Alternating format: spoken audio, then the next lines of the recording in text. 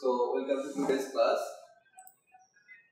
আমরা আজকে দেখছিলাম হচ্ছে software testing and quality assurance এর উপরে। বেসিক্যালি আমরা প্রিভিয়াসলি একটা কোর্স করে এসেছি, that is software engineering, right? Software engineering এর মধ্যে এসডিএলসি এর অনেকগুলি স্টেপ আছে।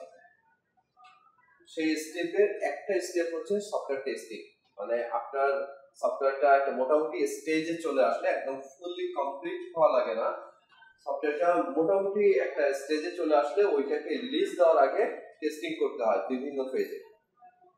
টেস্টিং করে দেখতে হয়, আমরা ওই এসডিএলসি লেভেলের মধ্যে টেস্টিং একটা পার্ট করে আসলাম, ওখানে আমরা বেশ কিছু রকম টেস্টিং এর নাম আমাদের হয়তো নামে আমরা জানি যে এরকম টেস্টিং করা হয়, যেরকম কিছু নাম হতে পারে। আমরা এই পাশে আমাদের আমরা দেখছি এই সাইটটা জাভা টিপটে, এখানে নিচের দিকে আমাদের আমরা আসবো স্টেপ বাই স্টেপ। নিচের দিকে আমাদের কিছু টেস্টিং এর ইয়ে আছে, white box testing, black box testing, grey box testing, এছাড়া আদার টাইপ অফ টেস্টিং।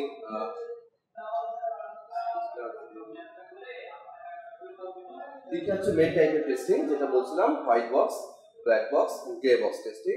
বাট আরো কিছু রকমের টেস্টিং আছে, যে this other type testing like static testing আছে, stress testing, acceptance testing, alpha beta, বেশ কিছু রকম টেস্টিং এর নামে আমরা শুনে যাচ্ছি।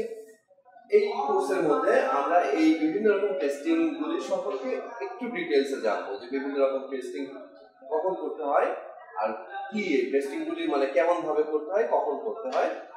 এছাড়া পাশাপাশি আমরা সম্ভব হলে কিছু বেসিক কিছু ওয়েবসাইটের ভিতরে আমরা টেস্টিং কিছু টুলস আছে, এই টুলসগুলি সব টুলসগুলি ফ্রিওয়্যার না, কিছু টুলস আমাদেরকে কিনতে হয়, বাট যেগুলি ফ্রিওয়্যার টুলস আছে, ফ্রিওয়্যার টুলসগুলির মাধ্যমে আমরা কিছু সফটওয়্যারের বাগ অথবা এরর এইগুলিকে কিভাবে টেস্টিং করে ফাইন্ড আউট করা যায় এবং সেই রেজাল্টটাকে ডেভেলপারের কাছে সেন্ড করে সেটাকে আবার কারেকশন করে নেক্সট রিলিজ দেওয়া হয়। অথবা যদি রিলিজ না হয়ে থাকে সফটওয়্যার ইনিশিয়াল স্টেজে, রিলিজের আগে যে টেস্টিং ফেজ থাকে সেই টেস্টিং ফেজে যদি আমরা হচ্ছে টেস্টিং প্রসেসগুলি যেটা যেখানকার জন্য অ্যাপ্লিকেবল সেরকম টেস্টিং আমরা রান করি, রান করার পরে আমরা ওইটাকে এরর ফ্রি করে দেন আমরা ফার্স্ট রিলিজটাই দিতে পারি। কারণ আমরা একটা সফটওয়্যার যখন লেখা হয়, ডেভেলপারের কাজ কিন্তু হচ্ছে লজিকটাকে সলভ করা এবং ওইটাকে কোডিং করা, ঠিক আছে?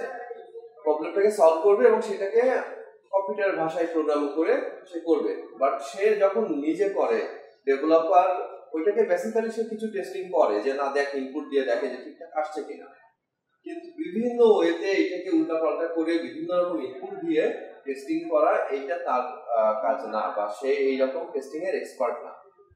কোড যে করে সে আলাদা কোডার, আর যারা টেস্টিং করে হ্যাঁ দুইটা কাজই একজন করতে পারে, বাট এটা খুব বেশি ক্ষেত্রে দেখা যায় না যে একজন এক্সপার্ট প্রোগ্রামার একজন এক্সপার্ট টেস্টার হয়, এরকমটা সবসময় হয় না, খুব কম ক্ষেত্রেই হয়। ডেভেলপাররা ডেভেলপ করে এন্ড দেন তারা টেস্টিং টিমকে দেয় যে এটা তারা টেস্টিং করে এটার মধ্যে কি কি ফল্ট আছে সব ফল্টস গুলিকে বের করে এবং তার লিস্ট আবার ডেভেলপারের কাছে দেয়, ডেভেলপাররা সেই প্রবলেমগুলিকে সলভ করে। সলভ করার পরে একটা মোটামুটি মিনিমাল স্টেজে যখন চলে আসে যে না খুব বেশি আর এরর কিছু পাওয়া যাচ্ছে না, তখন এটাকে রিলিজ দেওয়া হয়। রিলিজের পরেও আবার কাস্টমাররা বিভিন্ন ভাবে যখন এটাকে ইউজ করার সময় কাস্টমার ফিডব্যাকটাও কিন্তু জরুরি। কারণ আমরা দেখেছি যে কোনো একটা সফটওয়্যার কোনো কারণে ক্র্যাশ করে গেলে, কোনো কারণে ক্র্যাশ করা মানে হচ্ছে সাডেনলি বন্ধ হয়ে গেলে আমাদের কিন্তু একটা এরর সেন্ড একটা মেসেজের একটা ডায়ালগ আসে, ওখানে আমরা চাইলে কি কারণে বন্ধ হয়েছে সেটা দিতে পারি, অথবা ওই কি কারণে বন্ধ হয়েছে এটা অটোমেটিক ডিটেক্ট করে একটা মেসেজ চলে যায়। আমরা যদি জাস্ট ওকে করি বা সেন্ড করলে আমাদের ডেভেলপারের টিমের কাছে একটা মেসেজ চলে যায় যে এই এন্ডের ইউজারের কাছে সফটওয়্যারটা সাডেনলি ক্লোজ হয়ে গেছে, কি কারণে, কি প্রবলেমের কারণে। দেন সেইগুলিকে তারা লিস্টিং করে এই প্রবলেমগুলিকে সলভ করে এবং ফার্দার হচ্ছে এইটাকে রিলিজ করে, ভার্সনটাকে রিলিজ করে। আচ্ছা, এনিওয়ে আমরা এখান থেকে দেখবো, আমি অনেকগুলি জায়গা থেকে দেখার পরেও এইটা সিলেক্ট করার রিজন হচ্ছে এখানে যেরকম বলেছিলাম এই সাইটটা কম্পারেটিভলি ইজি, আমার কাছে আরো কিছু রিসোর্স আছে আর আমাদের এটার জন্য রেফারেন্স বুক আছে। আমরা যেই ফেসবুক গ্রুপটার কথা বলছিলাম, আমাদের ফেসবুক গ্রুপটা হচ্ছে এইটা। সো কোন ইমেজ দেওয়া নেই, আমি একটা ইমেজ দিয়ে দিব, জাস্ট নেম হচ্ছে software testing and quality assurance lab at spring 22। আমরা খুব সহজে এটাকে এই গ্রুপটাকে খুঁজে পাবো কিভাবে, জাস্ট গ্রুপস এর মধ্যে st software testing dot sp22, if you just find st dot sp22 you'll find this group and একটু যদি আমরা রিকোয়েস্ট সেন্ড করে রাখি I will accept the request and এখান থেকে আমরা জানি তো ফেসবুক গ্রুপ থেকে একটা কাজ কি আমরা জানি কম বেশি যে আমাদের রিসোর্স গুলো এখানে শেয়ার করা হয়ে থাকে।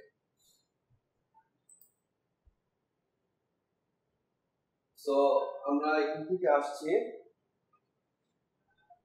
ব্রাউজার স্লো কারণে নাকি বুঝলাম না, ব্রাউজ স্ক্রল করলে আপনারা হচ্ছে না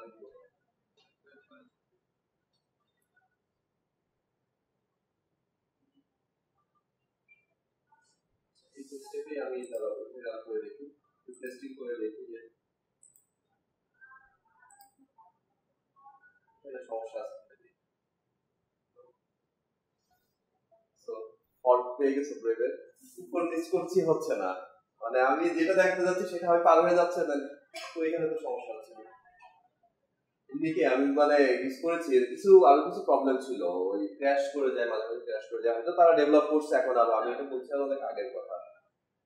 তো চাকরি প্রমাণ পেয়ে যাচ্ছে আরো চোখের সামনে।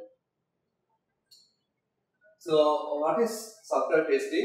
আমরা এই সাইটটা কে যদি একটু ওপেন করি, just software testing Javatpoint software testing, অথবা you can see from here. So আমরা এখানে বলছি যে what is software testing? Software testing is a process of identifying the correctness.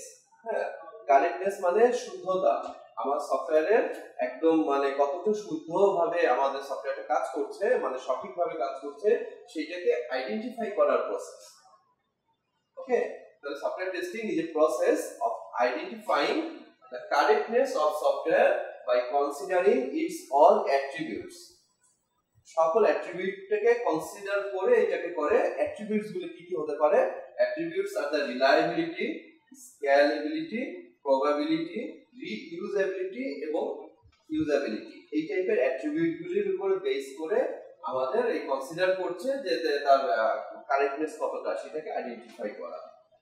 And evaluating the execution of software components to find the software bugs or errors or defects. ওকে, খুব সহজ কথা যে আমাদের what is software testing, attributes গুলি ওই যে পাঁচটা attributes এর নাম বলা হলো, সেই অ্যাট্রিবিউটস গুলি এখানে জাস্ট একটু লিস্টেড করা আছে, নাথিং এলস। সো অ্যাট্রিবিউটস আর রিলায়েবিলিটি, স্কেলেবিলিটি, পোর্টেবিলিটি, ইউজেবিলিটি এবং রিইউজেবিলিটি। And next আসছে then what is testing? Testing is a group of technique to determine the correctness, আমরা যেটা বলছিলাম, of application under the predefined script, but testing cannot find all the defect of the application. সকল defect গুলি পাচ্ছে না। The main intent of testing is to detect failures of the application so that failures can be discovered and corrected. I hope বুঝতে পারছো, সবকিছু কি বাংলায় discuss করার প্রয়োজন আছে? এটা একটু নিজেরা দেখলেও বুঝতে পারবে, এবং খেয়াল করে স্ক্রিনে দেখো অথবা নিজের স্ক্রিনে দেখো, যে স্ক্রিন থেকেই দেখো না কেন, একটু আমার বলার পাশাপাশি নিজেরা ওই যেখান থেকে যে লাইনটি পাবে, কিন্তু সবটা নিয়ে আলোচনা করছি না, বাদ দিয়ে কিছু কিছু অংশ দেখছি, কারণ ইম্পর্টেন্ট যে প্যারাগ্রাফগুলি আছে বা ইম্পর্টেন্ট লাইনসগুলি আছে, আমরা সেইগুলিকে ফোকাস করি। কন্টেন্ট কিন্তু অনেক, দেখো যে কন্টেন্টটাকে অ্যাট এ গ্লান্স দেখি, আমরা ফোকাস করে নেই, আমাদের যেহেতু today is our first class, so একটু সামারাইজ করা দরকার আমাদের কন্টেন্টের উপরেও কি কি আমাদের আছে। সো আমরা ফার্স্টে সফটওয়্যার টেস্টিং এর উপরে আমরা এখানে জাস্ট এক বেসিক ইন্ট্রোডাকশন এখন দেখছি, দেন আমরা সফটওয়্যার টেস্টিং এর প্রিন্সিপাল, ডেভেলপমেন্ট লাইফ সাইকেল, তারপরে আছে টেস্টিং এর লাইফ সাইকেল, একটা হচ্ছে এসডিএলসি যেটা আমরা সফটওয়্যার ডেভেলপমেন্টে করেছি, সফটওয়্যার টেস্টিং এর লাইফ সাইকেল একটা আছে যেটাকে বলা হয় STLC, software testing life cycle. Then types of software testing, আমরা ওই যে বলছিলাম যে সফটওয়্যার টেস্টিং এর বিভিন্ন টাইপস আছে, সেটার থেকে আমরা দেখবো, এটাকে সংক্ষেপে দেখাই। সো টাইপস অফ সফটওয়্যার টেস্টিংটা আমরা ফার্স্টে দুই ভাগে ভাগ করছি, first one is manual testing and second one is automatic testing.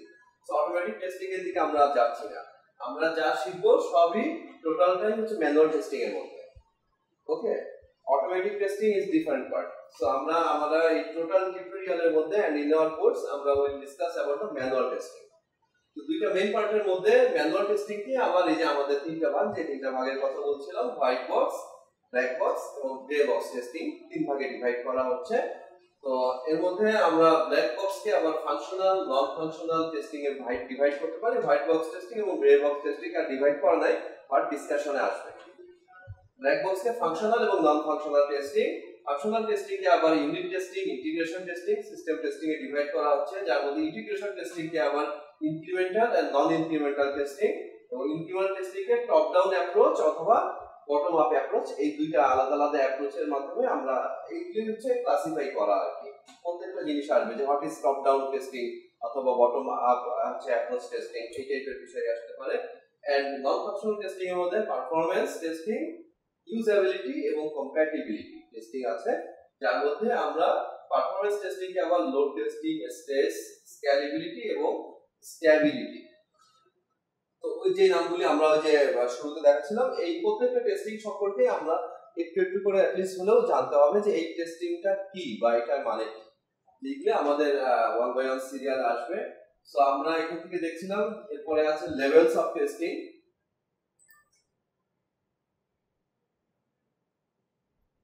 Testing এর ডিফারেন্ট লেভেল, এই যে আমাদের unit testing, integration testing, system and acceptance testing, just লেভেলগুলি পার করে লেভেলগুলি 1 বাই 1 যখন টেস্টিং করা হয়, টেস্টিং এ তো একবারেই ফাইনাল স্টেজে টেস্টিং করা যায় না। ইউনিট টেস্টিংটা হচ্ছে এরকম যে একটা সফটওয়্যারের আলাদা আলাদা পার্টকে ইউনিট ধরা হচ্ছে, সেই ছোট ছোট অংশগুলিকে আগে টেস্টিং করা হয়, দেন পুরোটাকে ইন্টিগ্রেট করে ইন্টিগ্রেট টেস্টিং করা হয়। তো আমরা যদি একবারে একটা সফটওয়্যারের মধ্যে তো অনেকগুলি মডিউল থাকে, তাই না? আমরা সফটওয়্যারের ভিতরে আমরা খুব সিম্পলি একটা বাটনে ক্লিক করি, একটা কাজ হয়। মনে করো একটা ক্যালকুলেটর প্রোগ্রাম, আমি দুইটা নাম্বারকে যোগ করব, প্লাস সাইনে ক্লিক করলে দুইটা নাম্বার যোগ হচ্ছে আমার, যে দুইটা নাম্বার ইনপুট দিলাম, কিন্তু এর ব্যাকগ্রাউন্ডে তো আমার একটা কোড লিখে আসতে হয়েছে। অথবা একটু বড় পরিসরে যদি চিন্তা করি, আমরা যে কোনো সফটওয়্যারে আমাদের মনে করো আমাদের ইআরপি সফটওয়্যারটাই, এখানে তুমি তোমার কোনো একটা অপশন দেখতে চাচ্ছ, একটা বাটনে ক্লিক করলে সেই অপশনটা চলে আসলো, কিন্তু ওইটা তুমি তোমার কাছে চলে আসছে অটোমেটিক, কিন্তু এটা ব্যাকগ্রাউন্ডে তো একটা কাজ করা হয়েছে, বেশ বড় একটা কোডিং এর একটা প্যারাগ্রাফ লিখতে হয়েছে বা কিছু লাইনস লিখতে হয়েছে। তো ওইটার ভিতরে ওই যে আলাদা অংশটা, ওইটাকে বলা হচ্ছে একটা ইউনিট। প্রত্যেকটা ইউনিট মানে গ্রুপ অফ কোডস, এইটার ভিতরে কোনো প্রবলেম আছে কিনা সেইগুলিকে ফার্স্টে টেস্টিং করে আলাদা আলাদা পার্ট বাই পার্ট টেস্টিং করা হয়, দেন টোটালটাকে একসাথে কমপ্লিট ওয়েতে টেস্ট করা হয়। এবং সেটার মধ্যেও আবার ভাগ থাকে যে একটা ব্রাঞ্চ, মনে করো একটা মেনু, একটা মেনুতে 10টা টুল আছে, এরকম আমার 5টা বা 6টা মেনু আছে। ফার্স্টে প্রত্যেকটা টুলসকে আলাদা আলাদা আমি দেখবো যে বিভিন্ন রকম ইনপুট দিয়ে চেষ্টা করে দেখবো যে এটা ঠিক রেজাল্ট দিচ্ছে কিনা। সহজ কথায় যে একটু বাজারে দেখা বলে না, একটু বাজারে দেখি যে এটাকে কিভাবে মানে কিভাবে ওর ভুল বের করা যায়, যত রকম ভাবে ওর ভুল বা খুদ বের করা যায় সেটা টেস্ট করা হয়, এবং টেস্টারদের কাজই এটা। তার মানে এটা না যে আমার দিতে বলছে যে ডেটা ইনপুট টাইপ হচ্ছে আমার ইন্টিজার অথবা ডাবল টাইপের ডেটা, আমি স্ট্রিং টাইপের ডেটা দিয়ে দিচ্ছি, সেটা তো হবে না, তাই না? তো ডেটা টাইপ বা ইনপুট টাইপটাকে ঠিক রাখতে হবে, দেখে দেন বিভিন্ন টেস্টিং। যাই হোক, আমরা সামারাইজ করছিলাম। লেভেল অফ টেস্টিং এর পরে আমাদের এসডিএলসি মডেল, এইটুকু আমরা মনে হয় দরকার আলোচনা করার প্রয়োজন নাই, কারণ তোমরা আই থিঙ্ক যে লাস্ট সেমিস্টারেই মনে হয় সফটওয়্যার ইঞ্জিনিয়ারিং করা হয়েছে। সো এসডিএলসি মডেল নিয়ে আমরা আলোচনা করব না, but this is also part of this course. এরপরে আসছে টাইপস অফ টেস্টিং, মানে আমরা এই পার্টটা উপরের পার্টটা করার পরে এইটুকু স্কিপ করে এখানে চলে যাব। Types of testing, manual testing, automatic testing, দুই রকমের টাইপ আমরা যেটা নিয়ে আলোচনা করছিলাম। এবং টাইপস অফ ম্যানুয়ালে হচ্ছে যে হোয়াইট, ব্ল্যাক, গ্রে, এন্ড তারপরে প্রত্যেকটা এই তিনটা আবার আলাদা আলাদা চ্যাপ্টার আকারে আসছে। তো হোয়াইট বক্স টেস্টিং এর মধ্যে আবার data flow testing, control testing, তারপরে ব্রাঞ্চ কভারেজ, স্টেটমেন্ট কভারেজ আর ডিসিশন কভারেজ, এই টেস্টিং গুলি আছে। ব্ল্যাক বক্স থেকে আমরা একদম প্রত্যেকটা দেখতে গেলে অনেক অনেক বেশি হয়ে যাবে, কারণ প্রত্যেকটাই আবার ইন ডিটেইলস আছে, প্রত্যেকটা ডিটেইলসে দেখতে গেলে অনেক বেশি হয়ে যাবে। যত যেগুলি বেশি ইম্পর্টেন্ট আমরা সেইগুলি ফার্স্টে কভার করব, এন্ড দেন এই ক্লাসটা বেসিক্যালি ল্যাব সেশন হলেও দেখতেই পাচ্ছ যে এখানে সবই থিওরিটিক্যাল। তো এর পাশাপাশি আমরা ওই যে যেরকমটা বলছিলাম কিছু টেস্টিং করার স্কোপ থাকলে আমরা সেটাও করব, যে বেসিক কিছু ওয়েবসাইটের ভিতরে কিছু এরর আছে কিনা সেটাকে টেস্ট করা, অথবা কোনো সফটওয়্যারের ভিতরে এরর আছে কিনা এই টুলস সম্পর্কে আগে আমাদের জানতে হবে কিভাবে কাজ করে, দেন আমরা তো সেটা প্র্যাকটিক্যালি ইমপ্লিমেন্ট করতে পারবো। এন্ড তারপরে আছে যে টাইপস, মানে ওইটা আবার ভাগ হয়ে গেছে যে ফাংশনাল টেস্টিং, নন functional testing, test case development, testing techniques, এখানে এরর কি ফার্স্টে গেস করতে হবে, দেন ইকুইভ্যালেন্ট পোরশন আছে, তারপর টেস্ট ম্যানেজমেন্ট আছে যেখানে টেস্ট ফার্স্টে প্ল্যান করে নিতে হবে কিভাবে টেস্ট করব এটসেট্রা, এগুলো আছে, ডিফেক্টকে ট্র্যাকিং করতে হবে, এবং ফাইনালি ওইগুলির বাইরে আদার টাইপ অফ টেস্টিং এর মধ্যে এখানে একটা লম্বা আদার টাইপস এর এখানে একটা লম্বা লিস্ট আছে, এবং ফাইনালি এসে সফটওয়্যার টেস্টিং এর বিভিন্ন টুলস এর এখানে বলা আছে, যে মনে করো যে আমরা ক্রস ব্রাউজার টেস্টিং টুলস এর যে আমাদের এই পেজটা দেখা যাচ্ছে যে আমাদের গুগল ক্রমে খুব স্মুথ আমি ইউজ করতে পারছি, বাট আমি ডিফারেন্ট একটা ব্রাউজারে ওপেন করছি সেম পেজটা, ওখানে আমি স্মুথলি স্ক্রল করতে পারছি না। তার মানে এই টাইপের গুলিকে, মানে আমার সফটওয়্যারটাকে বা আমার ওয়েবসাইটটাকে, এখন তো ওয়েব বেসড সফটওয়্যারই হয় তাই না বেশিরভাগই, তো একটা ওয়েবসাইট হোক আর একটা ওয়েব বেসড সফটওয়্যার হোক, এইটা একটা ব্রাউজারে কাজ করছে ঠিক মতো, এরকম কমনলি ইউজড ব্রাউজার তো সবাই তো ক্রোম ইউজ করে না, অনেকে মজিলা ইউজ করে, অনেকে ইন্টারনেট এক্সপ্লোরার ইউজ করে, যেটাতে সুবিধা হয়। আমাকে তো আমার সফটওয়্যারটা এই কমনলি ইউজড সকল ব্রাউজারগুলিতে কাজ করে কিনা সেটাকে টেস্ট করতে হয় আবার, ঠিক আছে? যে আমি একটা ওয়েবসাইট করলাম, সিম্পল একটা ওয়েবসাইটই করলাম, একটা পার্সোনাল পোর্টফোলিও ওয়েবসাইট করলাম, আমার পোর্টফোলিও ওয়েবসাইটটা আমি ঠিক যেভাবে ডিজাইন করলাম, যেভাবে আমি চাচ্ছি, সেটা আমি মনে করো যে ফর এক্সাম্পল আমি মজিলাতে আমি করেছি, মজিলাতে আমি করি, মানে আমি বিল্ড করার পরে বারবার মজিলাতে রান করে দেখি যে হ্যাঁ ঠিক আছে কিনা, মজিলার স্টাইলে আমি আমারটাকে রেডি করলাম। এবার করার পরে আমি এটাকে ক্রমে যখন চালাবো তখন দেখবো যে কিছু কিছু ক্ষেত্রে পজিশনিং এদিক ওদিক হয়ে যাচ্ছে, এই পজিশনিং যদি এদিক ওদিক হয়ে যায় তাহলে কিন্তু আমার ওইটা প্রপার হলো না, তার মানে সেটাকে আমাকে ক্রস ব্রাউজার চেক করে নিতে হয় যে আমার সকল ব্রাউজারে ঠিক মতো চলছে কিনা। তো এই ক্রস ব্রাউজার টেস্টিং টুলস এরকম কিছু টুলস আছে,